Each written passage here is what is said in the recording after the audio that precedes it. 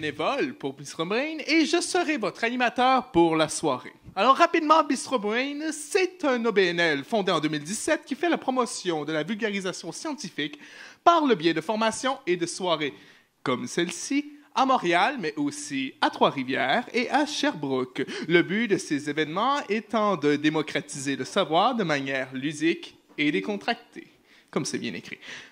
Pour ce soir, nous aurons le droit à 4 présentations d'environ 12 minutes qui seront chacune suivies d'une période de... Est-ce qu'on a un petit feedback? OK. Qui seront chacune suivies d'une petite période de questions de 5 minutes. Après les 2 premières présentations, on va avoir un entracte d'une dizaine de minutes et après, nous poursuivrons avec les 2 autres. Notez aussi que l'événement est enregistré. Vous pourrez donc revoir et partager les présentations si bon vous semble. Également, il y aura un quiz à la fin des présentations avec des prix à gagner. Alors, restez à l'affût. Et finalement, Bistro Brain souhaite remercier la collaboration d'Ivado, sans qui cette soirée n'aurait pu être possible. Sans plus tarder, on reçoit notre première présentation qui est celle de Quentin Moreau, intitulée « L'utilisation de partenaires virtuels pour étudier les interactions sociales ». Pour le présenter, Quentin Moreau est chercheur postdoctoral en neurosciences sociales. Il a réalisé son doctorat à Rome en Italie et fait maintenant partie du laboratoire de psychiatrie de précision et de physiologie sociale dirigé par le professeur Guillaume Dumas au CHU Sainte-Justine à l'UDM. Alors, sans plus tarder, je lui laisse la parole.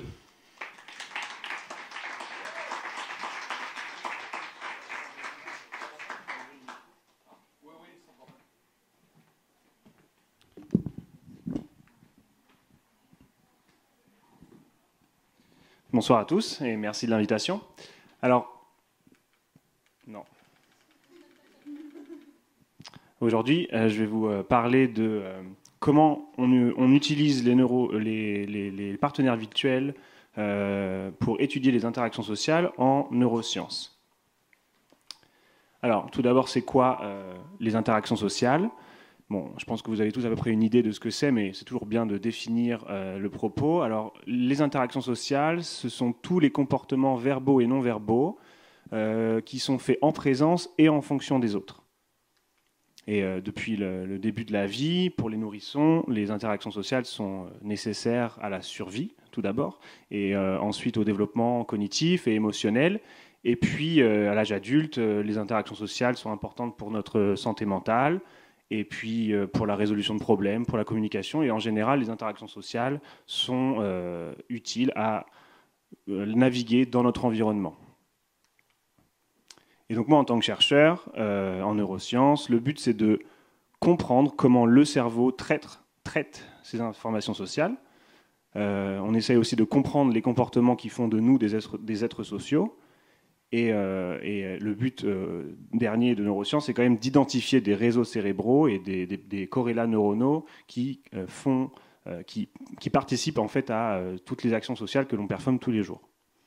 Et un des rôles dans tout ça, c'est aussi de comprendre la complexité de ce que c'est une interaction sociale et puis essayer de réduire un peu la complexité pour après redonner à la société des explications un peu plus claires. Alors maintenant que je vous ai bien expliqué avec des belles images libres de droit ce que c'était l'interaction sociale, je vais vous montrer la réalité d'un laboratoire. Alors pour nous, les chercheurs, jusqu'à il y a 10 ans, l'interaction sociale, ça s'étudiait comme ça. C'est-à-dire une personne dans un environnement très froid, avec un truc sur la tête, devant un ordinateur. Donc on n'est pas fou, mais pour l'instant, enfin jusqu'à présent, c'était à peu près l'idée ce qu'on avait de comment étudier proprement les comportements sociaux en laboratoire pour les neurosciences. Après, il y a des gens qui se sont posés des bonnes questions et qui se sont dit, ça ressemble pas trop à une interaction sociale, ça. Donc, bien vu. Et en fait, à partir de ce corrélat-là de l'interaction sociale, ça ne peut pas s'étudier complètement dans un environnement complètement isolé. On a commencé à réfléchir à comment vraiment étudier l'interaction sociale tout en gardant la rigueur scientifique qui est nécessaire à l'étude scientifique.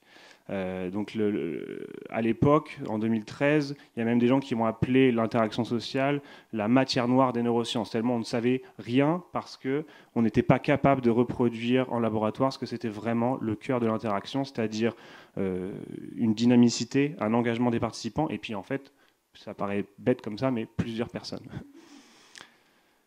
Alors, il y a eu plusieurs réponses à ces problèmes, à ce constat qu'on ne savait pas étudier les interactions sociales. Et la première, ça a été de commencer à développer des paradigmes expérimentaux à plusieurs personnes et enregistrer le cerveau des personnes qui interagissaient. Donc ça s'appelle des protocoles d'hyperscanning.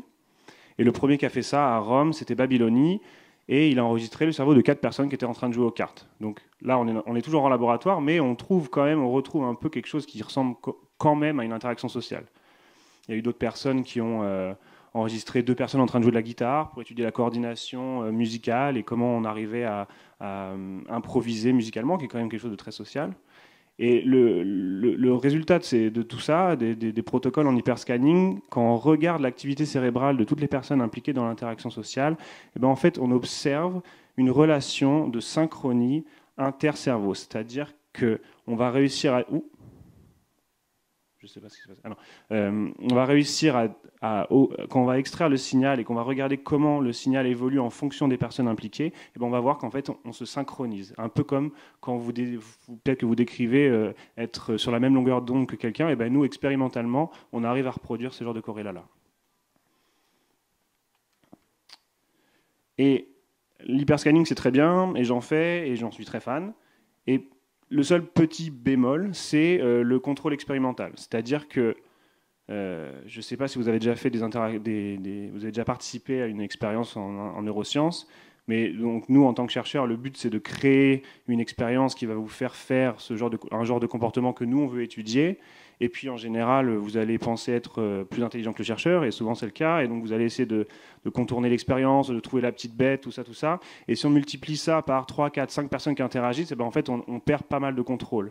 Donc, une des solutions qui a été aussi exprimée par rapport au constat initial de on ne sait pas étudier les interactions sociales, c'est qu'on va on va créer des paradigmes expérimentaux qui prennent en compte la réalité interactive, mais dans l'autre sens, on va garder du contrôle expérimental, et pour ça, on a utilisé des partenaires virtuels. Alors, les partenaires virtuels sont des genres de petites choses comme ça, là, qui vont ressembler à des humains, sauf qu'en fait, c'est complètement virtuel, c'est des algorithmes derrière, et que nous, on a créé pour qu'ils se comportent comme nous, on l'entend, pour en fait, garder un maximum de contrôle expérimental. C'est-à-dire que d'un côté, on a un participant réel qui interagit, et puis nous, on a un contrôle expérimental parce qu'on arrive à créer des choses qui arrivent à reproduire exactement ce qu'on veut en expérience. Les partenaires virtuels, ça peut être mis sur un écran, mais aussi ça peut être mis en réalité virtuelle.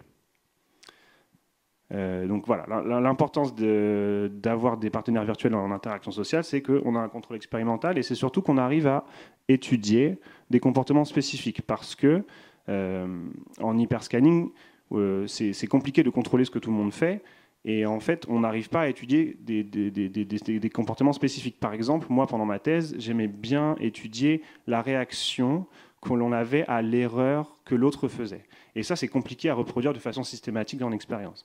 Alors, j'ai designé une tâche que je vais vous montrer en vidéo, où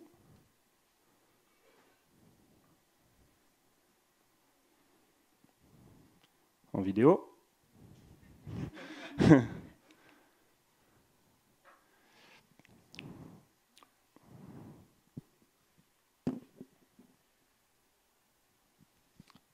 Où mes participants étaient mis dans un environnement de réalité virtuelle. Ils étaient en train d'interagir avec leur propre corps, un truc qui leur ressemblait. Et en fait, en face, ils devaient essayer de presser des boutons en synchronie avec un partenaire virtuel. Sauf que de temps en temps, le partenaire virtuel, il faisait des choses d'inattendues. Ça fait un peu comme quand quelqu'un vous passe le sel et puis qu'en fait, il le lâche au dernier moment et que vous devez non seulement détecter, puis en plus vous adapter. Ça, c'est des interactions sociales qui sont en réaction à une erreur de la part de ton partenaire. Et moi, j'ai essayé de répliquer ça en réalité virtuelle. Donc ça, ce serait impossible à réaliser avec des protocoles d'hyperscanning. C'est bon pour la vidéo. Merci.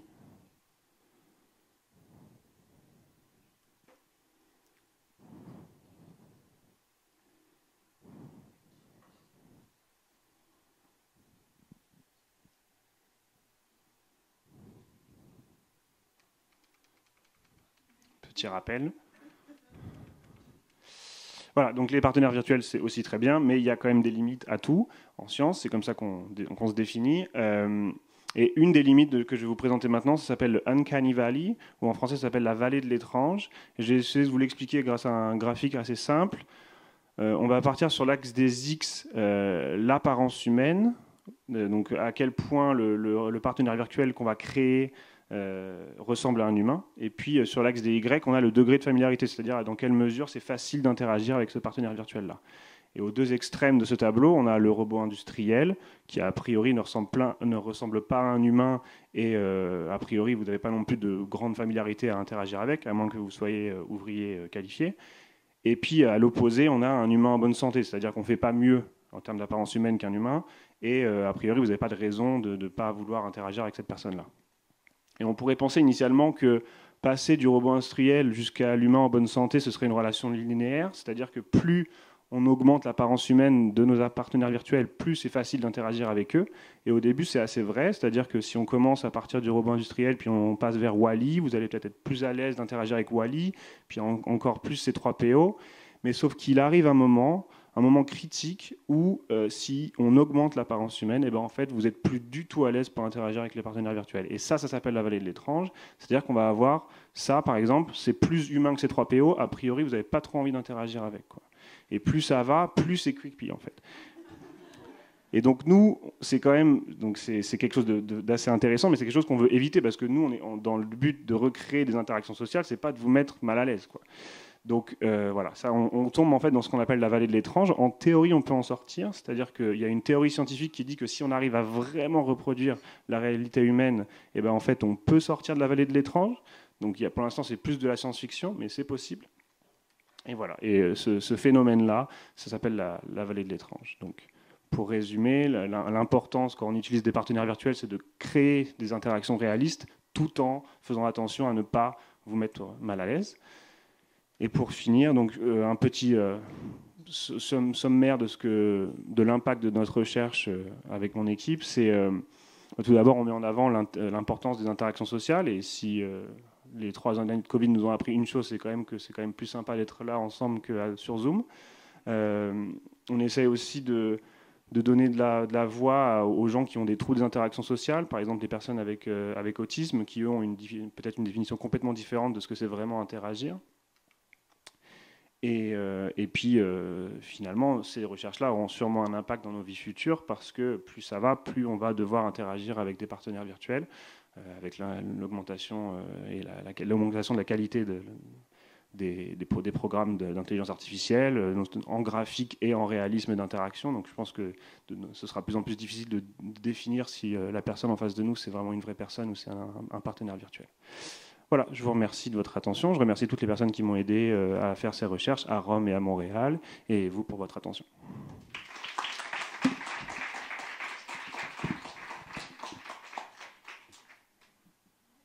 Ah oui, il y a des questions.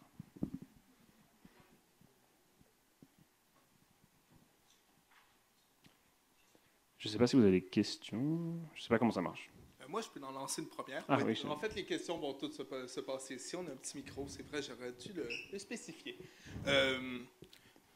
On a parlé dans le niveau social et j'aimerais savoir, est-ce que selon toi, il pourrait limite avoir des utilités aussi dans d'autres sphères, comme, je ne sais pas moi, dans le jeu vidéo? Est-ce que c'est quelque chose qui pourrait finir par être commercialisable d'une certaine manière? Je sais que c'est peut-être complètement à côté de la plaque, mais ça m'intéresse sur le...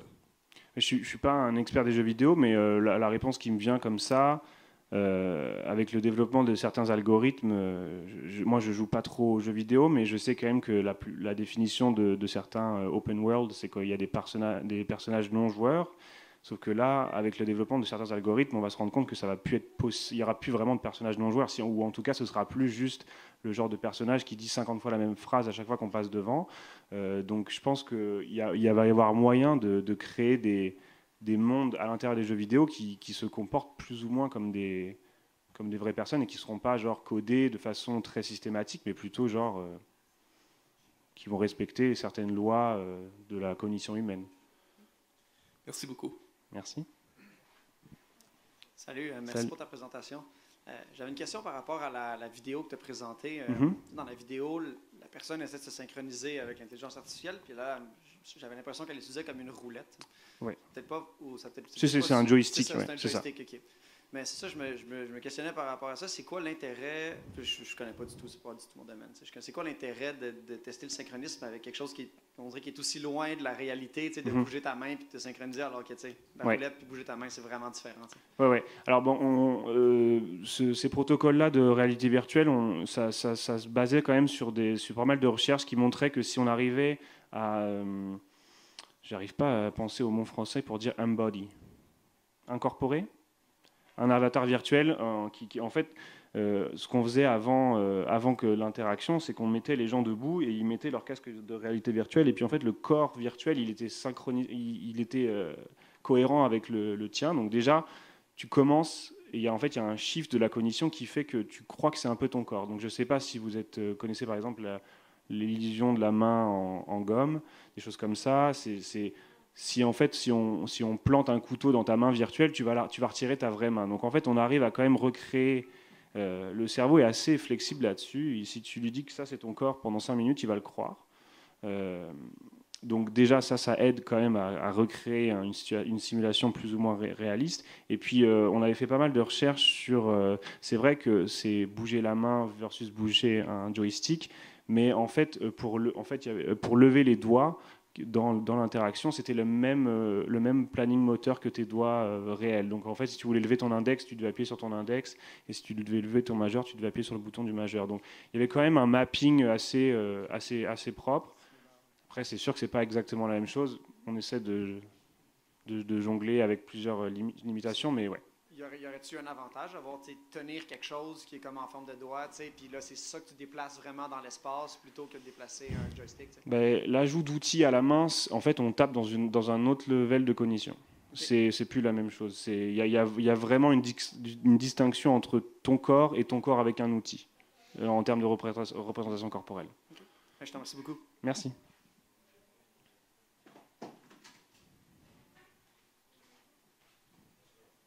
Question rapide.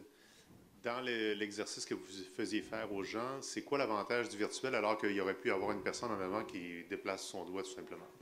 Eh bien, l'avantage du virtuel, c'était que notre partenaire virtuel était programmé pour, dans 10-15% des cas, changer son comportement de façon inattendue. Et en fait, on avait fait des tests et on avait essayé de le faire à des vrais humains et c'était catastrophique. Parce que si on vous demande de faire une erreur, en fait, ce n'est pas du tout naturel. Vous allez penser qu'à ça et ça va pas être très joli. J'ai un peu de réverb. Donc c'était ça l'intérêt justement de la réalité virtuelle, c'est qu'on pouvait faire des choses aux partenaires virtuels qu'on n'arrivait pas à recréer systématiquement chez des humains. En tout cas, pas suffisamment pour que on puisse analyser 30 personnes de la même façon. J'imagine que votre logiciel le fait de manière aléatoire à des moments précis. Oui, voilà, c'est ça. C'était complètement aléatoire, mais on voulait un minimum d'essais où l'avatar faisait quelque chose d'inattendu. Excellent, merci. Merci beaucoup.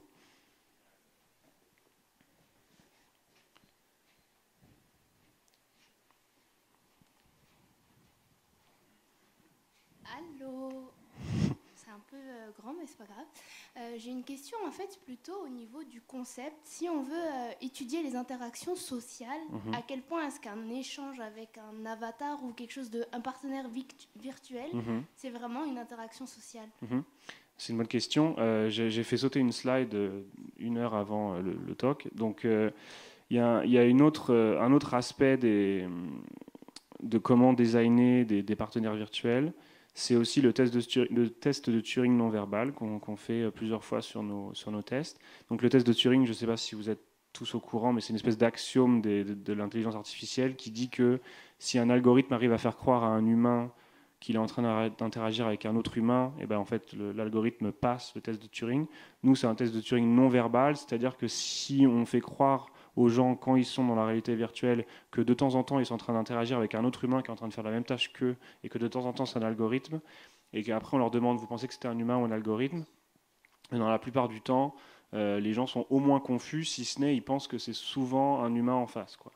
Donc déjà, ça, c'est quand même plutôt un bon point pour nous. Et en fait, dans notre définition la plus minimaliste de l'interaction sociale, ça, c'est assez pour nous. C'est-à-dire que si on a même l'hésitation, même si on dit je crois que peut-être c'était un humain en face de moi, et ben nous, on considère que c'est déjà une interaction sociale. Parce qu'en fait, on ne se comporte pas de la même façon si on sait qu'il y a un humain derrière. C'est ça. Ce que je me demandais aussi, c'est comment on fait pour contrôler les biais. Lesquels? Parce que je sais pas, je connais rien du tout en neurosciences, je sais pas comment ça se passe dans le cerveau, mais je me dis que potentiellement, si on sait, on a conscience qu'on a un robot entre guillemets en face de nous, on va peut-être pas se comporter de la même manière que si c'est vraiment un humain. C'est pour ça qu'on crée justement cette confusion. On leur dit pas qu'ils sont en train d'interagir avec un robot. On leur dit vous êtes en train d'interagir avec quelqu'un qui est en train de faire la même action que vous de l'autre côté, quoi. Et même si des fois ça ne marche pas à 100%, le fait qu'il y ait suffisamment de confusion ou que même dans 50% des cas, ils pensent qu'ils sont en train d'interagir avec un humain, déjà on tape vraiment sur la cognition sociale. Ok, merci. Merci.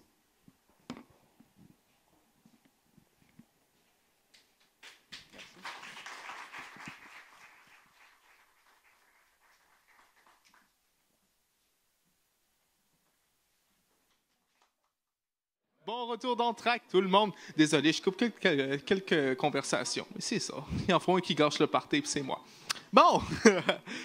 Super. Alors, je laisse tout le monde se rasseoir. Vous êtes prêts à continuer? Oui. Génial! On a 2 superbes présentations encore qui arrivent. Mais justement, je laisserai la parole à une représentante de notre collaborateur de la soirée, Ivado. Alors, je laisse le micro.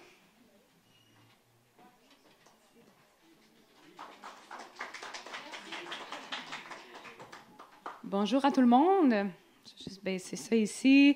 Merci beaucoup pour d'être présent, tout le monde, à l'événement.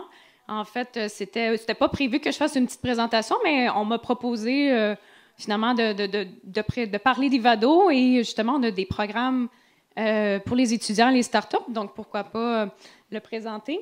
Mon nom est Mélissa, je suis conseillère transfert technologique et entrepreneuriat chez Ivado.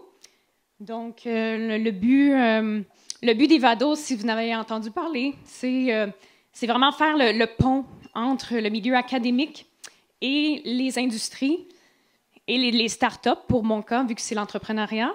Donc, je trouve que c'est très important de faire ça pour qu'on travaille tous ensemble de la connaissance à finalement l'application au niveau des... Nous, c'est les sciences des données et l'intelligence artificielle. Donc, voilà, je vais vous présenter donc, nos 3 programmes. Donc, on a 3 objectifs, en fait. On a l'objectif de transférer les expertises, donc avec le programme scientifique en résidence, donc qui est présentement actif dans le moment. Donc, c'est avec des doctorants. Est-ce qu'il y a des doctorants dans la salle à main levée? Quand même, oui. Parfait, super. Donc, c'est un programme qui est dédié pour les startups, en fait, qui appliquent par appel à projet. Donc là, maintenant, on a 9 beaux projets qui ont été sélectionnés par des startups. Donc voilà, donc c'est publié maintenant depuis cette semaine. C'est des projets de recherche et développement. Et puis, on va être à la recherche, justement, de doctorantes pour le projet. Donc, mais des étudiants de maîtrise aussi. Est-ce qu'on a des étudiants de maîtrise aussi? Super. Donc, c'est ouvert aussi aux étudiants de maîtrise. Donc, en fait, tout ce qu'il faut, c'est une lettre de votre professeur de superviseur de recherche qui mentionne que vous êtes accessible, en fait, éligible finalement. Mais c'est facile. Donc, il n'y a pas beaucoup d'administration à ce niveau-là. Donc, vous allez voir. On a 2 autres programmes, donc Scientifique en action, je ne vais pas trop parler de ça, mais Scientifique en action, donc c'est avec un MITAC, c'est pour des étudiants de maîtrise, donc ça c'est en cours en ce moment. Et le 3e programme, c'est Postdoc Entrepreneur, qui va ouvrir en mai, donc on va faire une annonce ça aussi. Et dans le fond, c'est des postdocs qui créent une entreprise au cours avec ses travaux de recherche. Et on finance, en fait, je vais vous l'expliquer juste ici. Donc, en fait, avant ça, pour expliquer Ivado également, donc nous, l'important, c'est le triangle vertueux, donc qui est vraiment les professeurs de recherche, les superviseurs, les étudiants et les startups. Donc, c'est vraiment important pour nous, ces 3 acteurs-là. Donc, le postdoc entrepreneur, c'est la création d'entreprise, comme je vous ai dit. Donc, c'est un 105 000 sur 18 mois avec un 30 000 de fonds de recherche. Donc, pour vraiment démarrer, vous aider à démarrer travailler temps plein sur le projet. Donc, aussi, vous avez accès à des fonds d'action à rebours, donc une autre bourse de 5 000 pour avoir accédé à du talent. Donc, vous aider avec des stagiaires et tout ça. Donc, l'ouverture en mai et sélection des projets en juin. Donc, à retenir. Scientifique en action, j'en ai parlé un petit peu comme ça. Donc, c'est ça, désolé, c'est comme un ancien PowerPoint que j'ai pris pour adapter. Mais si vous avez des questions, vous pouvez me parler un peu plus tard. Donc, c'est ça. Vraiment, en ce moment, c'est ce qu'on recherche, des étudiants, étudiantes de maîtrise et de doctorat. Donc, des bourses, en fait, c'est 10 000 pour temps partiel, en fait. C'est du temps partiel. Donc, soit temps partiel ou temps plein, mais l'objectif, c'est à peu près 225 heures donc d'accompagnement. Et c'est pas un stage, en fait, c'est accompagner la start-up dans la validation des projets de recherche et le développement. Donc, c'est d'agir un peu en tant que formateur pour transmettre ses expertises. Et le niveau administratif est beaucoup moins lourd qu'habituellement, là, par exemple, avec d'autres programmes. Donc, voilà. Ça, c'est des projets là, que j'ai mis sur mon cellulaire un peu tantôt rapidement en gras. Donc, on a tout mis ça ici, mais en fait, vous allez pouvoir les voir sur le site web habituellement. Donc, c'est ça. Les entrevues pour les étudiants et étudiantes, ça commence la semaine prochaine. Donc, si vous voulez envoyer votre CV, donc les débuts des accompagnements vont se faire au mois de mai, donc c'est maintenant. Donc, si vous voulez envoyer votre CV, lettre de motivation, donc il y a un petit code QR si jamais vous voulez aller voir le programme, ça ressemble à quoi. Donc voilà, donc je trouve ça super plaisant d'être ici avec vous aujourd'hui. Puis si quoi que ce soit, vous pouvez m'écrire, Mélissa, ça va me faire plaisir de répondre à vos questions. Donc merci, puis bonne soirée à tout le monde.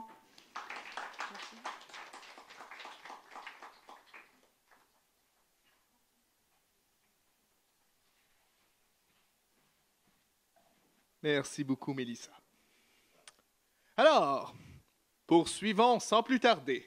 Pour notre 3e présentation, nous accueillons Mohamed Imoussaïn, qui va nous présenter les tribunaux du futur. C'est un titre qui a du mordant. Mohamed Imoussaïn est économiste de formation, spécialisé en économie de l'innovation. Ses intérêts pour les enjeux de justice sociale l'ont amené à étudier la criminologie.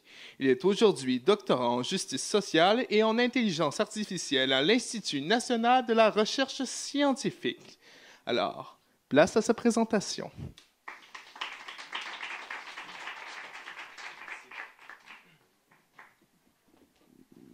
Bonsoir à toutes et à tous. Merci pour l'invitation. Merci à Bistro Brain d'avoir organisé cet événement qui, je pense, est dans l'intérêt de toutes et de tous. Avant de commencer ma présentation, j'aimerais juste rendre hommage au mouvement social qui se passe en France, rendre hommage aux grévistes et aux manifestantes, aux manifestants.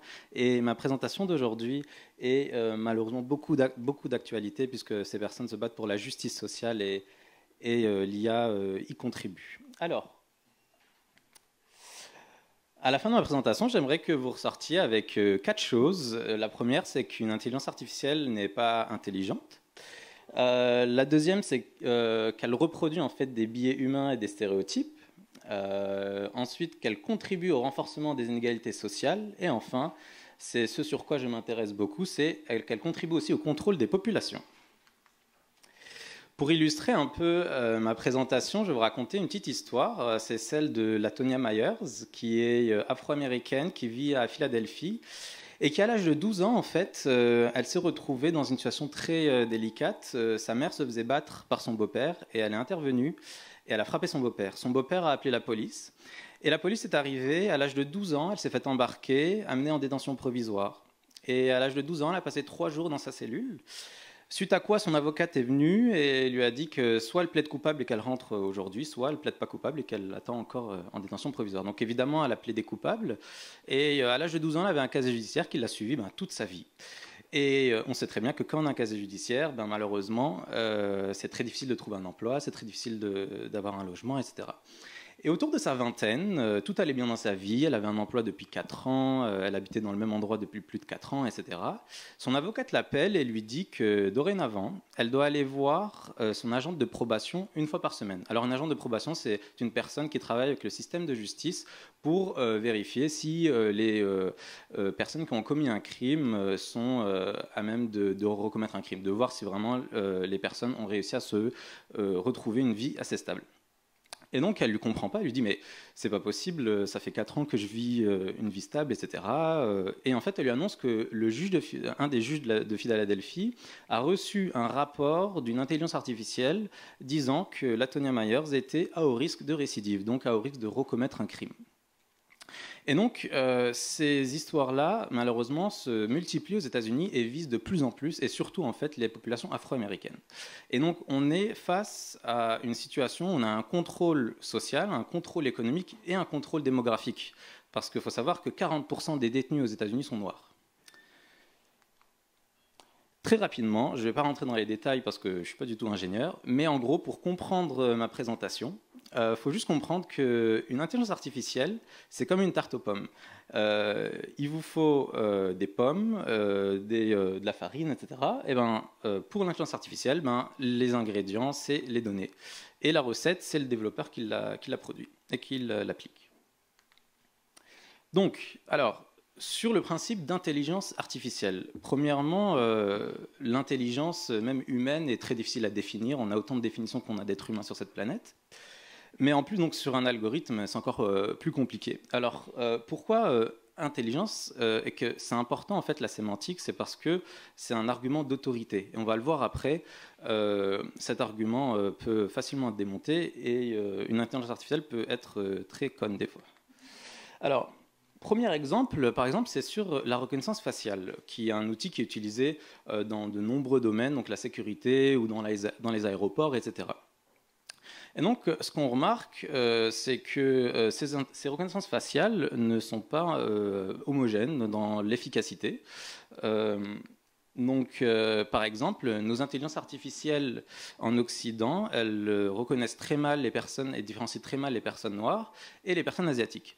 Donc, un exemple très concret, c'est celui de Londres, qui par ailleurs est la ville la plus surveillée au monde après les villes chinoises. Londres intègre dans ses caméras de surveillance une intelligence artificielle à reconnaissance faciale. Donc, la police est dans la rue, dans des camions, et dès qu'une intelligence artificielle dit que, elle notifie une personne qui est recherchée par la police, elle envoie une notification à la police, et la police sort du van et va arrêter la personne. Sauf que, premièrement, ces intelligences artificielles visent principalement les personnes noires. Et deuxièmement, à plus de 98% des cas, quand l'intelligence artificielle dit que cette personne est recherchée par la police, elle ne l'est pas. Et donc, on a des situations où les policiers vont arrêter les personnes, des jeunes, des vieux, de manière assez traumatisante parfois, juste parce qu'on a cet argument d'autorité qui dit que l'intelligence artificielle connaît mieux le métier que la propre police. Alors, donc, dans le domaine de la justice, l'IA est vraiment utilisée dans plusieurs structures. La première, donc, comme on a parlé, la police. La deuxième, les avocates et les avocats utilisent aussi l'intelligence artificielle pour gérer leurs données, pour trier toute la masse d'informations qu'ils ont. Et ce sur quoi je me concentre, moi, c'est dans les tribunaux. Alors, dans les tribunaux, il y a un processus qu'il faut connaître, c'est celui en fait de l'évaluation de risque de récidive. Alors, c'est quoi ? On a un ou une psychologue qui vient dans le tribunal et qui évalue si la personne qui est condamnée, est-ce qu'elle va récidiver, est-ce qu'elle va recommettre un crime si on la laisse sortir. Et donc, les psychologues ont des outils très précis, universitaires et très scientifiques pour faire ce travail. Ce qu'on remarque, c'est que, notamment aux États-Unis, on a des entreprises privées qui ont commencé à développer des algorithmes intelligents pour évaluer, pour faire le travail du psychologue, en fait. Et donc, pour dire si telle ou telle personne est au risque de récidive.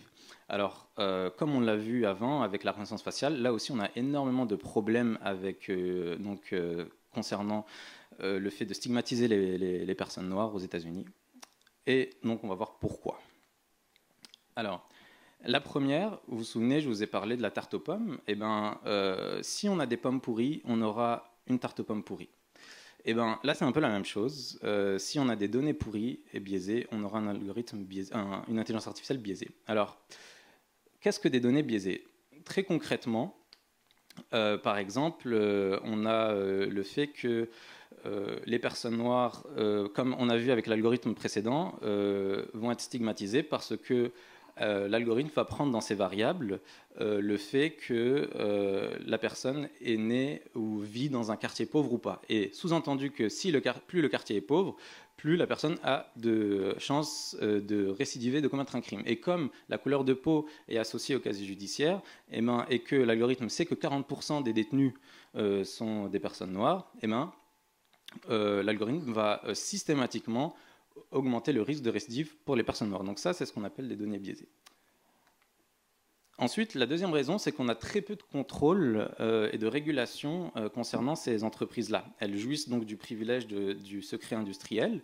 Donc la fameuse recette de cuisine pour faire une intelligence artificielle, on ne l'a pas. La méthodologie est très opaque et les quelques informations qu'on a, c'est celle que je vous ai dit tout à l'heure. Donc on a quelques informations sur quelles variables ils prennent. Donc il y a un très gros rôle à jouer, c'est dans le droit. Ensuite, c'est sur la diversité des équipes. Il faut savoir qu'il y a plusieurs études qui ont été montrées que en fait, les équipes d'ingénieurs qui produisent ces algorithmes-là sont très majoritairement donc, des hommes blancs de classe moyenne, voire bourgeoise, qui fait qu'il y a beaucoup de biais qui s'installent et qui n'en sont même pas conscients. Il y a une recherche qui a été menée en 2015 pour montrer justement que les équipes, au contraire, qui étaient très diversifiées en genre et en culture, que non seulement la productivité a augmenté, mais en plus la qualité des données s'est largement améliorée. Et enfin, je terminerai par ça. Alors, je dirais, une dernière raison, c'est la raison, je dirais, presque ontologique, la nature ontologique de notre société, c'est-à-dire au plus profond de soi, notre société, en fait, qui est très technocrate, est basée sur un capitalisme qui permet à ces entreprises-là, en fait, d'accéder et de s'immiscer dans nos institutions qui sont censées nous protéger. Elle leur permet de faire de l'argent sur la misère des gens. Et alors qu'aucun débat démocratique n'a été posé, ça fait en moins de 10 ans, on a été inondé d'intelligence artificielle partout dans nos sphères de nos sociétés. Et donc la question qu'on se pose, c'est pourquoi en fait l'avenir de nos vies est entre les mains de quelques technocrates, pourquoi en fait ces personnes-là designent nos vies. Et parce que c'est pas parce que quelque chose est possible techniquement de le faire qu'il faut le faire. Il faut se poser en fait la question de l'utilité sociale et est-ce que ça heurte des communautés. Et donc il faut que les ingénieurs et les développeurs se posent cette question. Et s'ils ne se la posent pas, on va les forcer à le faire. Merci pour cette...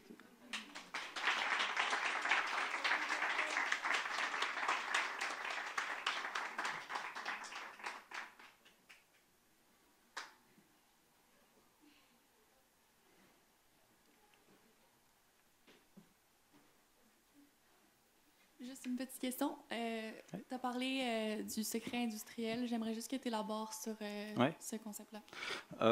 En fait, tout simplement, une entreprise, pour éviter, par exemple, l'espionnage industriel, donc une autre entreprise vienne piquer l'idée d'une autre ou la méthode de production d'une autre, en fait, elles ne sont pas forcées à dévoiler comment elles ont construit tel ou tel outil. Donc, il n'y a rien qui les force à dévoiler de comment ça se fait que tel outil d'intelligence artificielle stigmatise autant certaines communautés.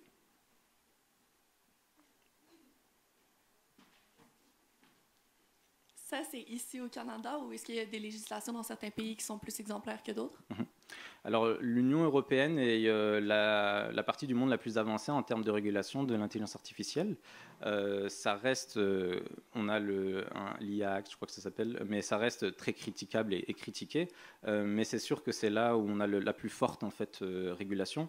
Mais malgré ça, on voit que tu as des États comme l'Angleterre ou comme la France qui utilisent les intelligences artificielles pour contrôler leur population. Donc on imagine bien comment aux États-Unis et au Canada, qui est un peu le Far West à ce niveau-là, c'est utilisé.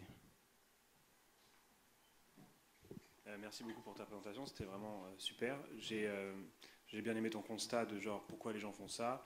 Et en fait, quand tu poses les limites de l'intelligence artificielle aux gens qui la font, en général, ils te disent bon, on va en faire plus pour compenser nos biais. Ouais.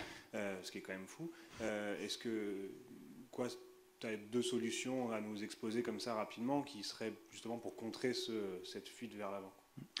La première, c'est clairement la régulation. Il y a beaucoup en fait d'éthique washing, je dirais, où les entreprises disent non, mais on va faire des chartes éthiques, il n'y aura pas de souci, on va faire attention, etc., pour éviter le droit. Le droit est important. Par contre, il faut faire attention avec le droit. C'est-à-dire que des fois, on peut empirer la chose. Par exemple, il y a une proposition de loi au Canada entourant l'IA, mais il y a une critique des universitaires qui a été faite qui dit que les gens qui ont construit cette loi, ce sont des politiciens, des juristes. C'est-à-dire qu'il n'y a eu aucun contact avec les communautés, il n'y a eu aucun contact donc, démocratique avec la population et avec les chercheurs. Donc la première solution, c'est le droit, mais c'est le droit ensemble. Et la deuxième, c'est vraiment en fait, de faire pause et de prendre du recul en fait, et de se demander à quoi ça sert. C'est-à-dire qu'il y a des utilisations de l'IA, comme ta présentation précédemment, qui sont géniales. Ce n'est pas la question de dire qu'on est pour ou contre l'IA, ce n'est pas du tout ça. L'idée, c'est juste de dire pourquoi en fait on va vers là et quelle est l'utilité sociale. Et il faut se poser cette question-là. Et le problème, c'est que ces questions ne sont pas posées et on nous impose en fait directement la technologie, comme si ça allait de soi. Il y a une notion d'échelle de vitesse, c'est-à-dire que ouais. Le droit, ça prend du temps. Exact. Et l'IA, ça prend 3 secondes. Là, tous les jours, il y a des nouvelles choses qui viennent changer nos vies. Exact. Donc toi, par rapport à la lettre qui a été signée il y a quelques semaines là, de certains des grands acteurs de l'IA qui veulent faire vraiment une pause, toi, tu serais plutôt quelque chose... Ouais, complètement. En fait, c'est pas juste une pause, on attend son épouse. Enfin, c'est vraiment l'idée de... On souffle un petit coup, on prend du recul et on commence à regarder les conséquences déjà réelles. C'est-à-dire que là, j'ai appelé ça les tribunaux du futur, mais en soi, ça existe déjà. C'est pas... Et donc, de voir les conséquences de ça. Il y a des gens, des humains qui souffrent de ça.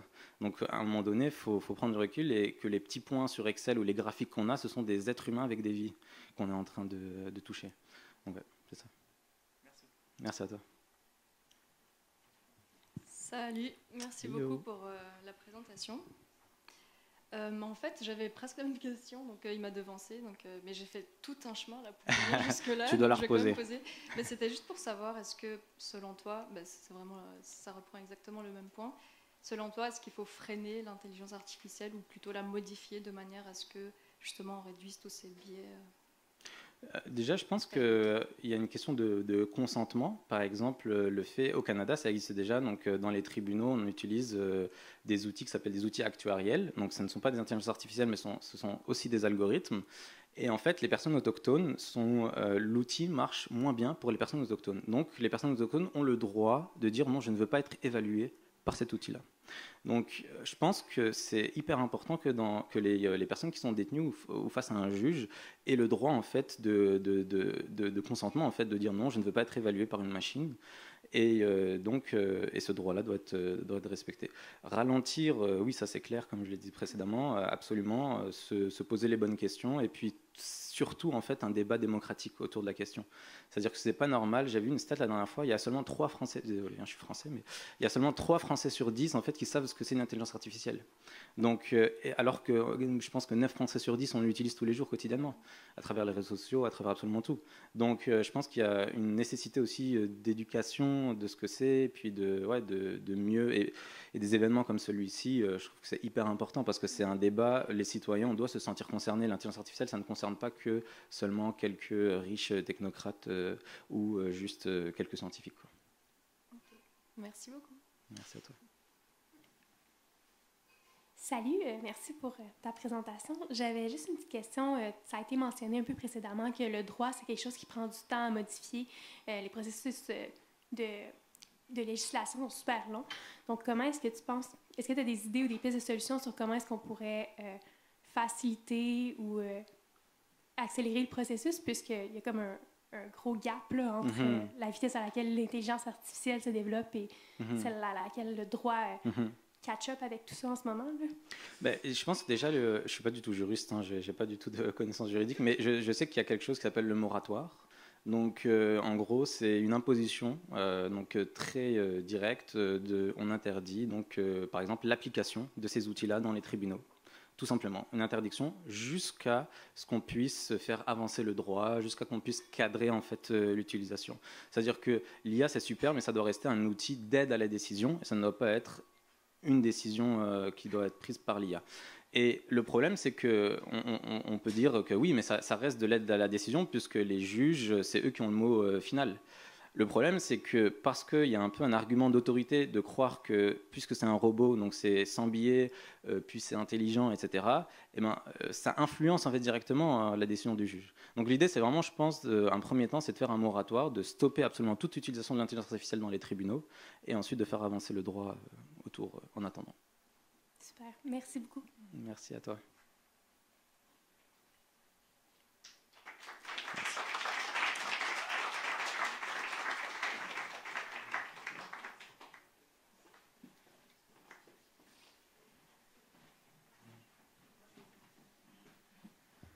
Nous sommes déjà rendus à notre 4e et dernière présentation. Alors, ce sera Carter Rea qui montera sur scène pour répondre à la question « Comment étudier les structures les plus grandes dans l'univers ?» Pour le présenter, Carter Rea est un étudiant au 3e cycle à l'Université de Montréal dans le département de physique. Originaire de Caroline du Sud, il a déménagé à Montréal il y a 5 ans pour poursuivre les études graduées. Il recherche les galaxies en développant les nouvelles méthodes numériques. Place à lui.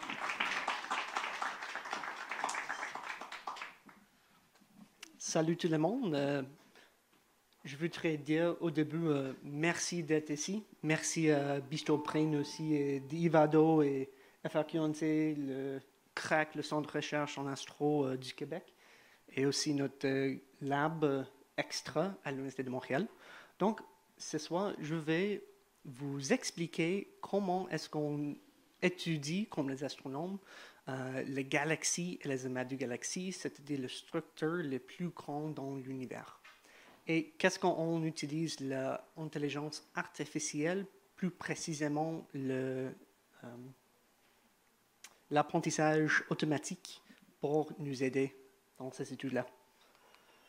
Mais avant de parler des galaxies et des structures les plus grandes dans l'univers et de l'apprentissage automatique, il nous faut parler de comment est-ce qu'on étudie les galaxies et les trucs en astronomie. Donc, en effet, on a plusieurs utiles, mais l'utile le plus utilisé est le photon. Et qu'est-ce que c'est un photon?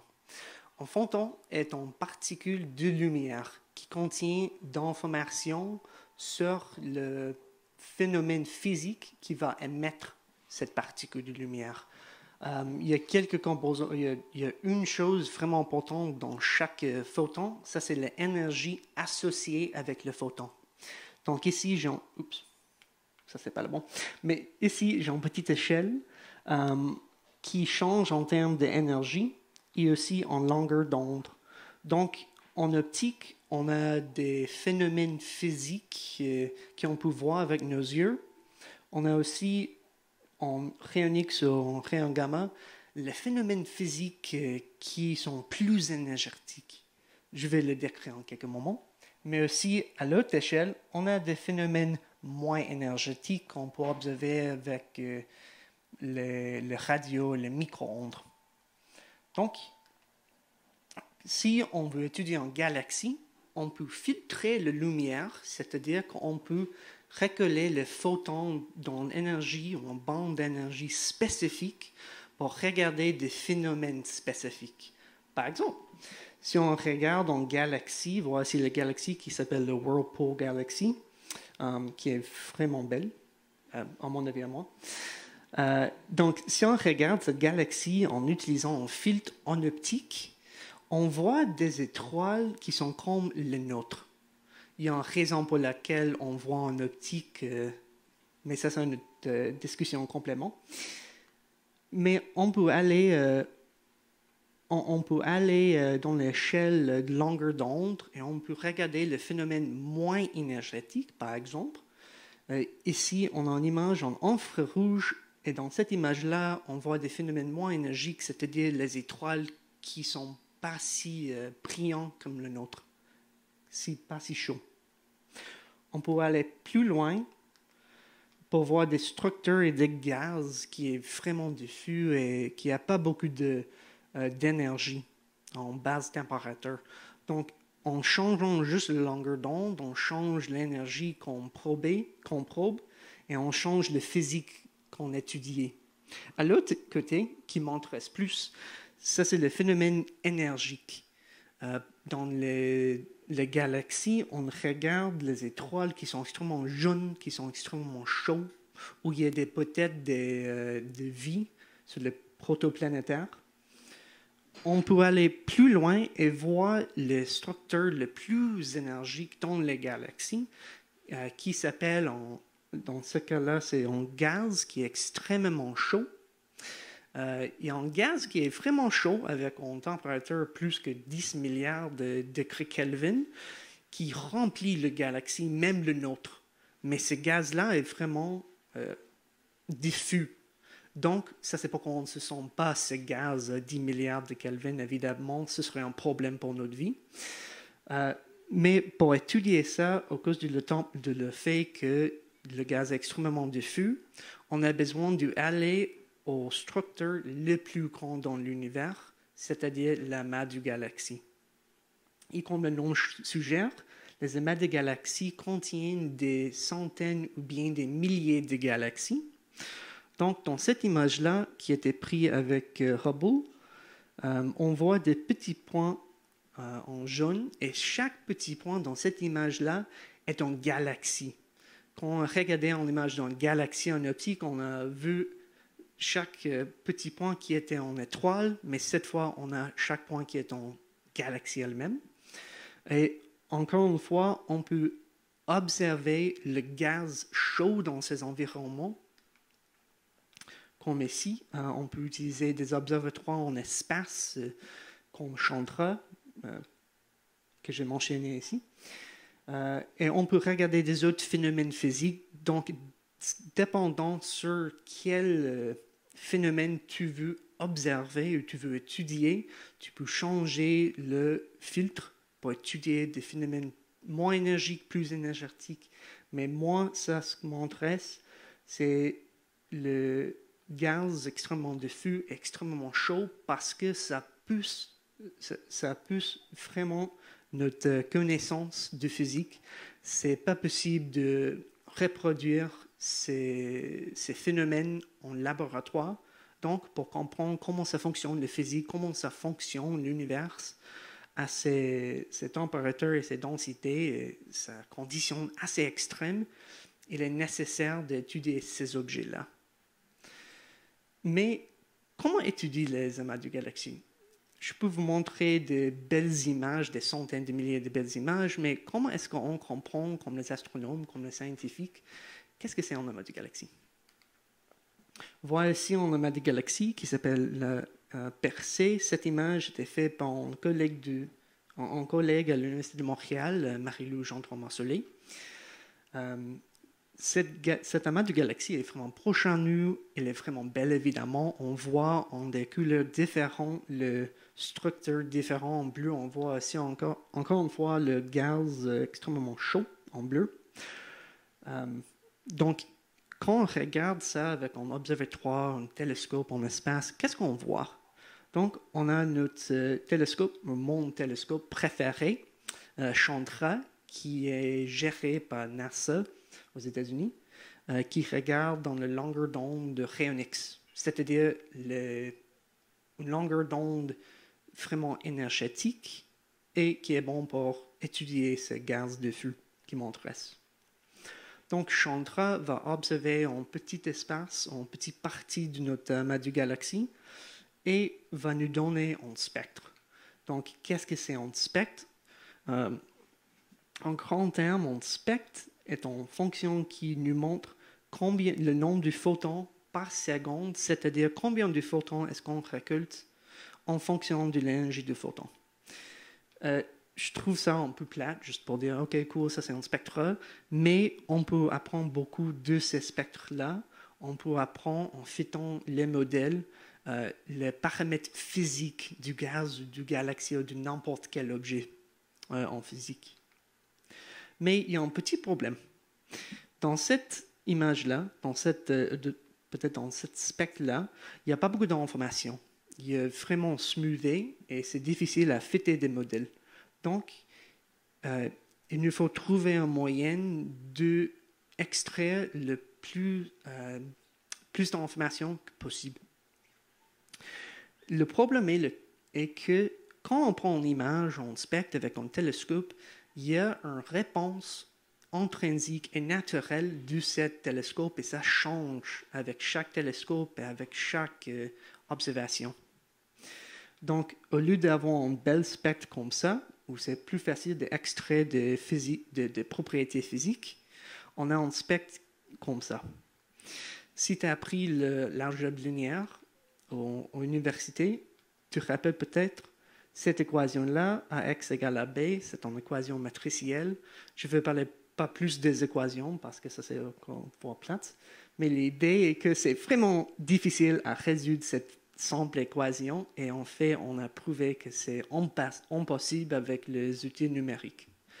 Donc, c'est dans ce cadre qu'on utilise l'intelligence artificielle, plus spécifiquement le réseau de neurones pour résoudre nos problèmes.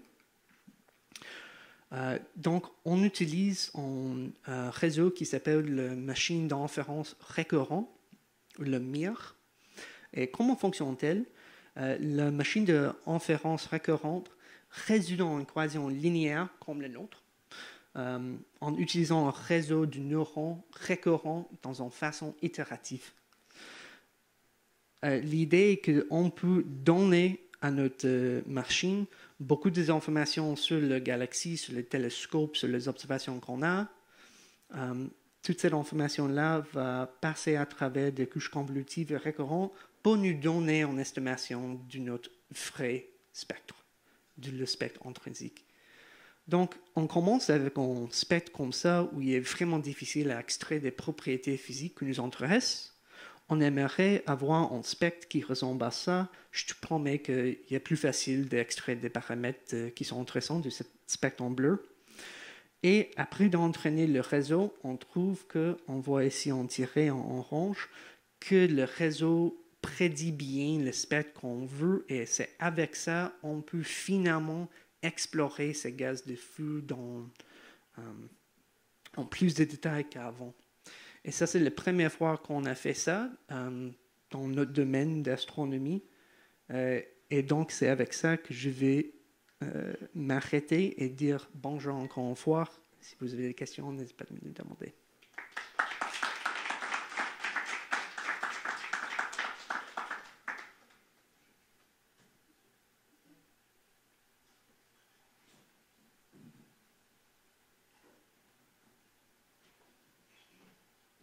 Test 1, 2. OK, cool. Merci beaucoup pour la présentation. Super intéressant. J'avais une question. Est-ce que vous pensez qu'il y a un lien entre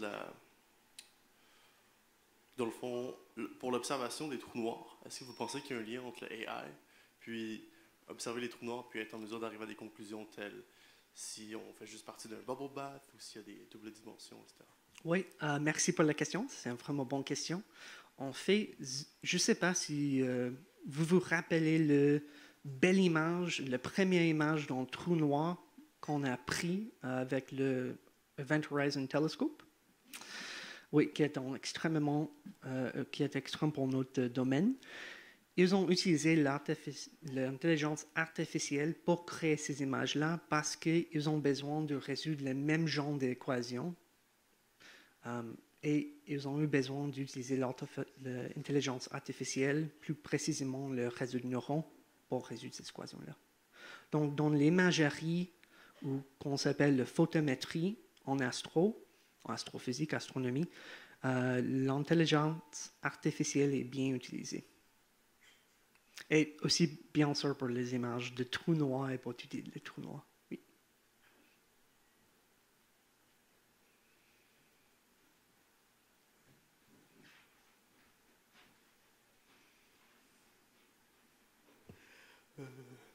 J'aurais une question.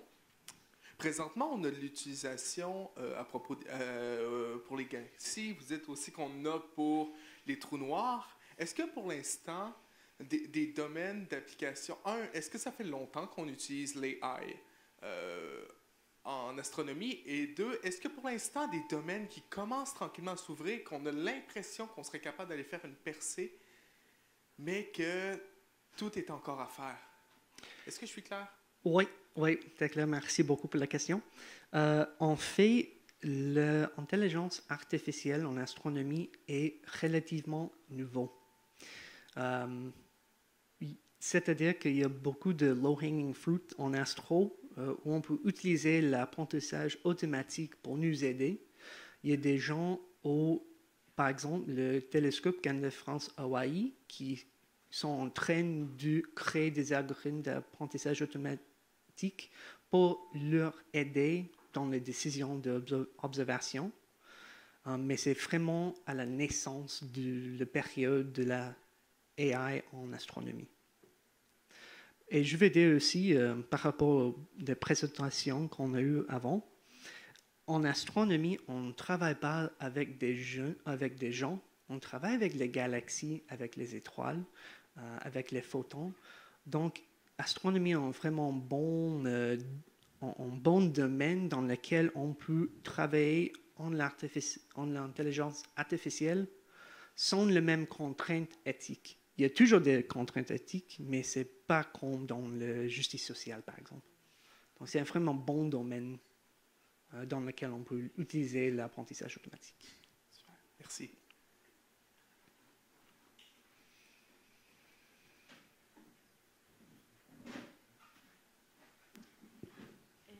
Je me demandais, vous parlez des bons côtés du AI à utiliser avec les galaxies. Est-ce qu'il y a des limites que le AI, vous trouvez en ce moment, que vous n'êtes pas capable d'avoir les informations, ou c'est quoi les avancements en ce moment, c'est ça, les difficultés que vous trouvez? Oui, merci pour la question. La grande difficulté dans l'astro maintenant, c'est une bonne chose et une mauvaise chose en même temps. Parce qu'à ce moment-là, on est en train de construire des télescopes et des observatoires qui sont extrêmement grands, qui vont prendre beaucoup d'informations, qui vont prendre des observations comme jamais. Donc, on va avoir plus de données que jamais. Donc, dans l'astro, c'est un problème de quantité de données. Donc, c'est dans ces domaines-là qu'on peut utiliser l'intelligence artificielle pour trouver des choses intéressantes dans les données, pour chercher des particularités. Oui. J'espère que ça répond un peu à ta question. Oui.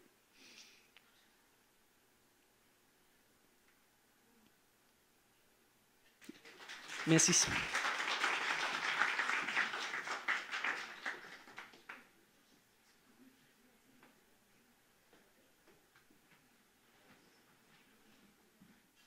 Wow! Pendant cette soirée, on aura fait vraiment beaucoup de domaines en passant de l'étude des comportements sociaux à des enjeux de justice sociale et maintenant avec de la physique, de l'astronomie. Mais malheureusement, c'était déjà notre dernière présentation. Oui, je sais. Ouais, c'est ça.